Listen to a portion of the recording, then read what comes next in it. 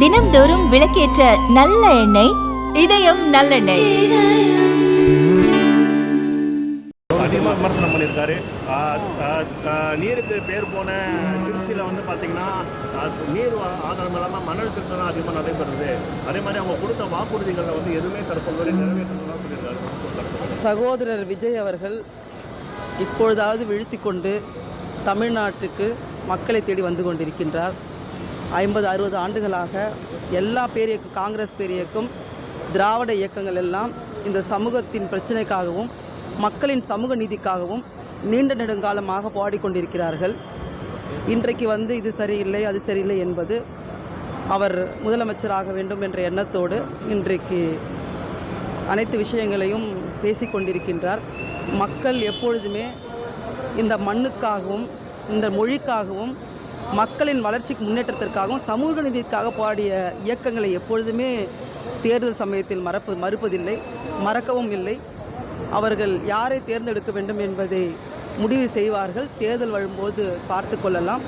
அவர் இப்பொழுது எழுதி கொடுப்பதெல்லாம் பேசிக்கொண்டிருக்கிறார். சகோதரர் பேசட்டும், அவருக்கான உரிமை உண்டல்லவா, அது பேச. அதே மாதிரி சட்டமன்ற உறுப்பினரோட மருத்துவமனையிலே கிட்னி திருட்டு நடைபெறுது. அவர் கொஞ்சம் மோடி அவர்கள் இந்த தேசத்தை எப்படி துண்டாடுகிறார், சர்வாதிகாரித்தனமாக எப்படி நடந்து கொள்கின்றார், இந்த தேசத்தின் மக்களின் அடிப்படை உரிமையான வாக்குரிமை எப்படி திருடுகின்றார், அதை பற்றியெல்லாம் பேச வேண்டும். நீட் தேர்வை பற்றி பேச வேண்டும். நீட்டால் இந்த தமிழகத்தில் எத்தனை குழந்தைகள் தற்கொலை செய்து இறந்து போனார்கள், மாணவர்களுக்காக பேச வேண்டும். விவசாயிகள் குறைஞ்சபட்ச ஆதார விலையை நிர்ணயிக்காத மத்திய அரசாங்கத்தை எதிர்த்து விவசாயிகளுக்காக பேசியிருக்க வேண்டும். பெண்கள் இந்த தேசத்தில் பாதுகாப்பாக இருக்க முடியாத ஒரு சூழல் இருக்கின்றது, அதை பற்றி பேசியிருக்க வேண்டும். மத்திய அரசாங்கத்தை துளி கூட எதிர்க்க திராணி இல்லாமல் இன்றைக்கு தமிழக அரசாங்கத்தின் மீதோ பொய்யான செய்திகளை பரப்பி கொண்டிருக்கின்றார். இது தேர்தல் சமயம் அல்லவா, அத்தனை பொய்களும் எடுத்து சொல்வார்கள். அதே போல் அந்த மற்ற கட்சியினர் கூட அனுமதி வந்து தன்னுடைய தேர்தல் பிரச்சாரத்துக்கு கொடுக்கப்படுறாங்க.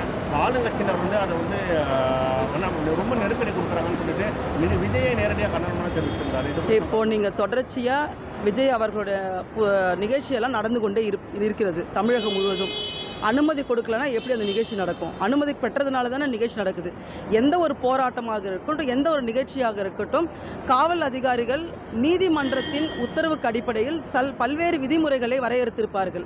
அந்த விதிமுறைகளை இவர்கள் பின்பற்றும் பட்சத்தில் அனுமதி தரப்போகிறார்கள். எந்த ஒரு ஜனநாயக கட்சியாக இருந்தாலும் அனுமதி கிடைக்கப் போகிறது. அது அடிப்படையில் தான் இன்றைக்கி அவர் மீட்டிங் நடத்திட்டு இருக்காரு. அனுமதி கிடைக்கலன்னா அவர் எல்லாம் போய் மீட்டிங் நடத்த முடியுமா? எல்லா கட்சிக்கும் என்ன விதிமுறை அதுதான் அவருக்கு பொருந்தும்.